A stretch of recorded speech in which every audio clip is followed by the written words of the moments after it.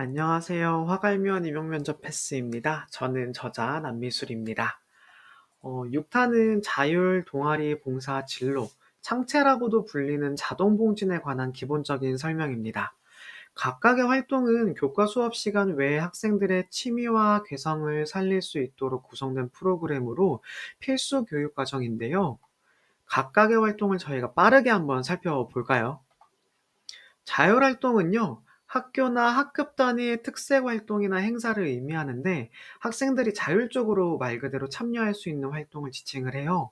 학교에 있는 수련회나 수학여행, 학생회의 등 자치와 적응 활동, 여러분들이 학교 다니면서 겪어봤던 것들이 모두 해당이 되는데, 이 외에도 창의 주제 활동이라고 해서 학생이나 교사가 다양한 주제의 활동을 스스로 기획하는 운영, 이런 것들이 모두 자율활동에 해당이 됩니다. 따라서 자율활동 역시 교사의 교육기획이나 창의적 아이디어가 굉장히 중요합니다. 그럼 자율활동엔 어떤 것들이 있을까요? 학급 단위의 단합활동도 해당이 되는데, 저 같은 경우에는 반별로 담임을 하면서 아이들과 간단히 퀴즈 프로그램 같은 것들을 진행하기도 했고요. 그 뭐죠? 캐리커처 그려주기 그런 것들도 많이 진행을 했습니다. 학교 단위의 체육대회 같은 경우에도 자율활동에 해당이 되고요. 학생의 자치활동 역시 자율활동에 해당이 됩니다. 즉, 학교 운영과 특색을 고려한 자율활동이라고 생각하시면 되고, 누군가가 스스로 뭔가를 떠올려가지고 기획하는데, 이게 학교 단위거나 학급 단위거나 학생회 단위거나 혹은 개인 단위로 운영하는 거라고 보시면 돼요. 그럼 동아리 활동은 어떤 차이가 있냐? 자율활동이 학급 단위나 개인 단위로 뭔가 스스로 기획을 하는 거라면, 동아리는 같은 취미와 특기를 가진 학생들이 모여서 운영하는 프로그램이에요. 교과 수업에서 진행하지 어려운 분야를 체험하거나 탐색할 수 있다는 게 가장 큰 장점인데요. 동아리는 크게 두 가지로 구분할 수 있습니다. 정규 동아리와 자율 동아리인데, 정규 동아리 같은 경우에는 학교 일과 중에 만나 활동하는 일종의 상설 동아리라고 지칭이 되고요. 자율 동아리는 교육과정 내에서 얘기하는 수업 시간에 해당되는 걸 따로 빼서 하는 게 아니라 점심시간이나 방과 후에 학생들끼리 모여서 운영하는 자율적인 모임이 바로 자율 동아리입니다.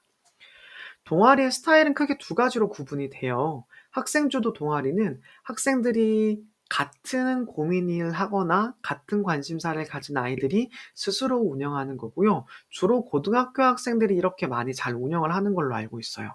반면 교사주도 동아리는요, 학생들에 따라 좀 성향이 다르겠지만 스스로 뭔가를 하는 걸 어려워하는 아이들이 있습니다.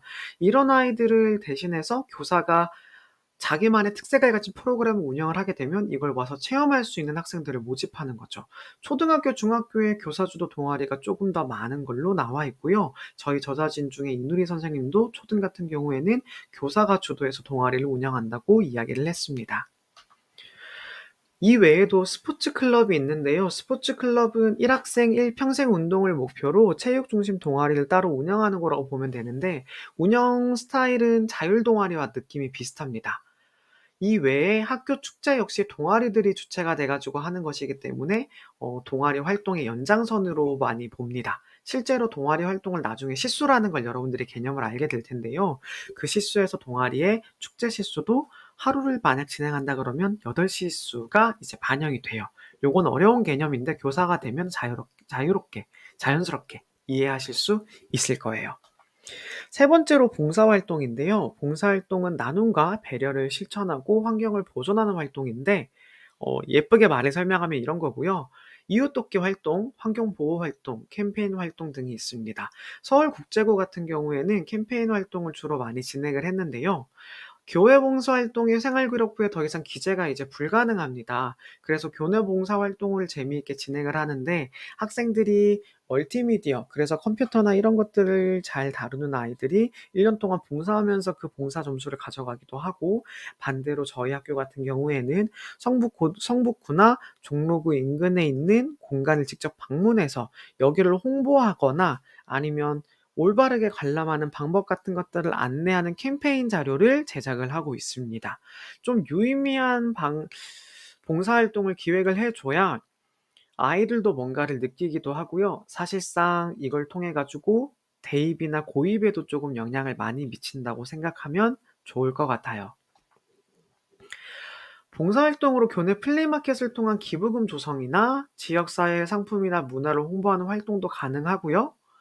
사실 무엇보다 중요한 것은 기록을 위한 봉사활동보다는 진심에서 우러나오는 봉사의 경험, 그리고 그걸 바탕으로 성장하는 거겠죠. 이걸 학생들에게 지속적으로 해야 되는 게 바로 봉사교육입니다.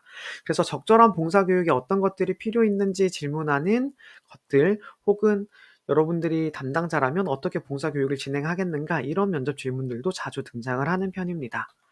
마지막 네 번째는 진로 활동인데요. 개개인의 흥미, 소질, 적성을 파악하는 활동입니다. 자율 활동과 진로 활동을 조금 구분해 보자면, 자율 활동은 학생들이 스스로 운영을 하는 거고, 어, 진로 활동 같은 경우에는 진로나 직업 세계에 대해서 보다 구체적으로 이해를 하는 거라, 학교의 진로 선생님과 같이 뭐 진로 인포그래픽스를 만든다거나, 교과 외 시간에 특강이나 체험 활동, 그래서 직업인들이 학교에 와 가지고 특강해 주는 강의 같은 것들이 있죠. 요런 것들이 진로 활동에 해당이 되는 겁니다. 저는 미술 교사기 때문에 예술가들을 섭외를 한다거나 디자이너를 섭외해 가지고 미술과 멘토링, 미술과 진로 체험 활동을 많이 운영을 했습니다.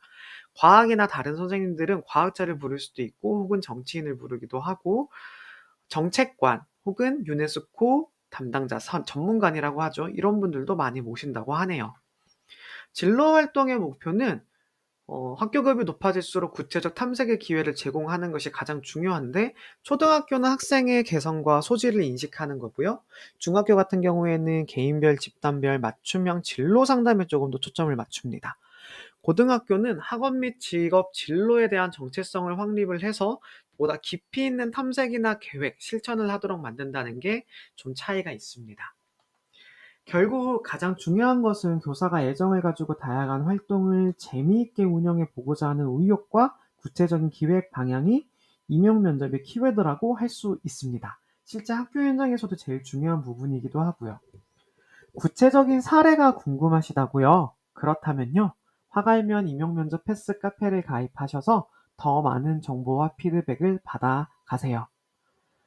교직을 향한 가장 확실하고 빠른 방법. 현직 교사들이 확실하게 알려주는 임용 면접과 수업 실현, 교직을 향해서 우리 같이 급식 먹는 그날까지 화이팅입니다. 화갈면 임용 면접 패스였습니다. 안녕.